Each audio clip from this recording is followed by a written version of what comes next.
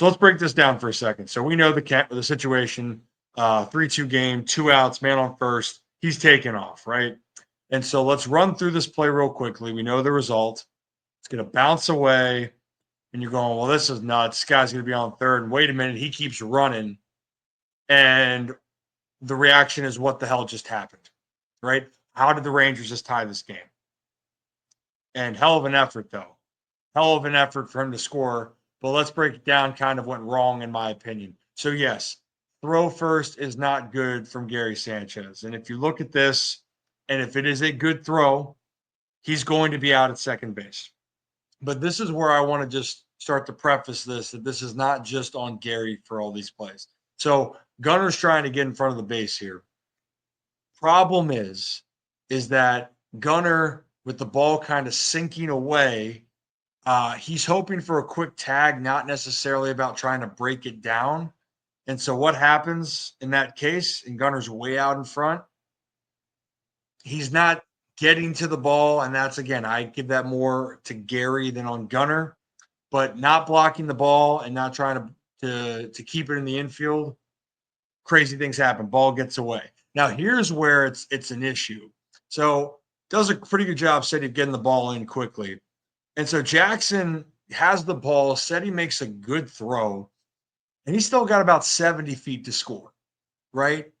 And Jackson does his best, but the problem here, and everyone's going to say Gary should catch this ball. This ball, when you're throwing a hop to the catcher, you either want to put it on a short hop where it's within maybe less than a foot, or you're doing that long hop where you're aiming for the top of that or the edge of that grass, right? Because if it goes for the grass, it gives a good long hop to be able to catch. I know Gary hasn't been known for making the great defensive plays. So in this case, on a ball that's in between, that's what we call a tweener, it's a really hard ball to pick in this circumstance. And then what happens? Eats him up, guy scores. But here's probably the crazier part for me. And this is why I want to say it's in 3 sequences. Okay. Right. So if we go back to the first part, throws away, Gunner has a chance here to block it and doesn't, right? And the ball gets away. So that's number 2.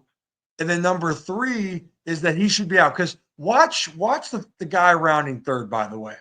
Watch how big of a turn this is.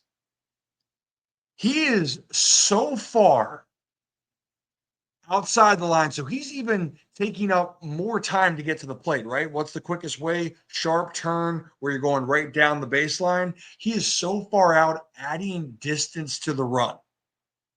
Like whammy. Like he's making this almost like 100 feet, 110 feet to get home. That's an extra 20 feet. And without completing the play, he scores. Just look how far he's into the grass. He could have given a little high five to the T-Mobile logo, and he might have still been safe, right? It's such a wide turn. And this is why with the Orioles, when things have gone wrong, right, it's completing the play. Everyone's going to look at Gary Sanchez at the last part of the play, but you know where it starts? Starts with the throw. You got to block this ball if you're Gunner, and I know it's not an easy throw, but you got to keep this in the infield.